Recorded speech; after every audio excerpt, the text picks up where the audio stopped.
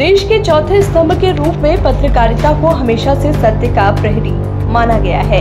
समाज में जो अनदेखा रह जाता है, जिसे दबाने की कोशिश की जाती है, उसे उजागर करना मीडिया का प्रमुख कर्तव्य रहा है। लेकिन जब यही मीडिया सत्ता के चरणों में बैठकर विज्ञापन के मुंह में पड़ जाती है, तब लोकतंत्र का संतुलन बिगड़ने लगता है। आज का मीडिया जिस तरह सरकारों की जय जयकार करने और विपक्ष की आवाज को दबाने में लगा हुआ है, उसने इसकी निष्पक्षता पर गंभीर सवाल खड़े कर दिए हैं। पत्रकारिता का मूल उद्देश्य सत्य को सामने लाना और जनता को सशक्त बनाना होता था, लेकिन समय के साथ ये उद्योग बन गया और फिर कॉर्पोरेट घरानों के नियंत्रण में चला गया। बड़े मीडिया संस्थानों के मालिक वो लोग हैं जिनके सरकारों से गहरे रिश्ते हैं। नतीजा ये हुआ कि मीडिया का एजेंडा अब खबरें दिखाना नहीं, बल्कि खास विचारधारा को स्थापित करना और सत्ता के मनमर्जी के अनुसार खबरों को ढालना बन गया है। इलेक्ट्रॉनिक मीडिया का एक बड़ा वर्ग अब पत्रकारिता कम बल्कि एक पेड प्रोपेगेंडा मशीन अधिक लगता है। बड़े बड़े समाचार चैनल अब न्यूज कम और मनोरंजन अधिक परोसते हैं। बहस के नाम पर स्क्रीन पर चिल्लाने वाले एंकर सत्ता के पक्ष में खड़े होकर विपक्षी नेताओं को अपमानित करने में ही अपनी सफलता मानते हैं। इन्हीं एंकरों को उच्च स्तर पर पद्म पुरस्कारों से नवाजा जाता है, जबकि जो सच बोलने की हिम्मत करते हैं उन्हें निशाना बनाया जाता है। प्रिंट मीडिया भी इस खेल में पीछे नहीं है।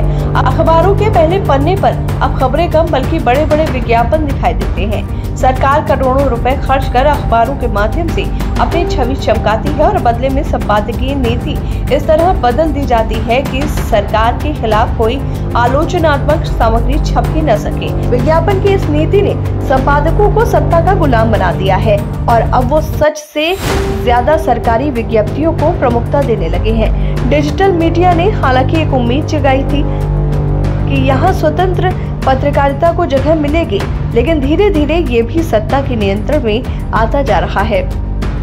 सरकारी तंत्र की ओर से बनाए गए आईटी नियमों और संसद से प्रेस स्वतंत्र आवाजों को दबाने का नया तरीका खोज निकाला है। जो भी सत्ता से सवाल पूछने की कोशिश करता है, उसे कानूनी मामलों में उलझाकर या फिर उसके प्लेटफॉर्म की रीच घटाकर सजा दी जाती है। सोशल मीडिया पर भी सत्ता समर्थक ट्रोल आर्मी सक्रिय है, जो हर उस पत्रकार को निशाना बनाती है जो सरकार के खिलाफ बोलने की हिम्मत करता है।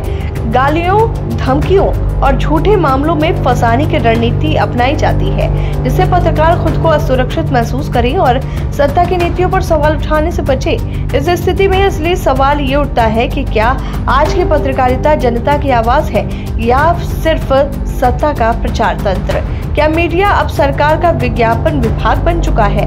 जो चैनल कभी बेरोजगारी, महंगाई, किसानों की आत्महत्या और सरकारी भ्रष्टाचार पर खुलकर बोलते थे, वो आज किसी एक नेता की वंदना करने में व्यस्त है।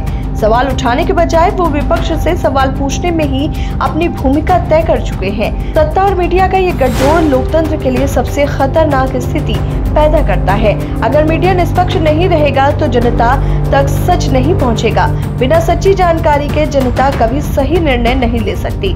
यही कारण है कि आज झूठी खबरें, भ्रामक प्रचार और प्रोपेगेंडा ज्यादा प्रभावी हो गए हैं। एक वर्ग को डर में रखा जाता है तो दूसरे वर्ग को राष्ट्रवाद के नाम पर बहकाया जाता है और इसी तरह असल मुद्दों को नजरअंदाज भी किया जाता है। इस माहौल में स्वतंत्र पत्रकारिता को बचाने के लिए जनता को भी अपनी भूमिका समझनी होगी। सिर्फ टेलीविजन पर दिखाई देने वाली बहसों को देखकर राय बनाना पर्याप्त नहीं है।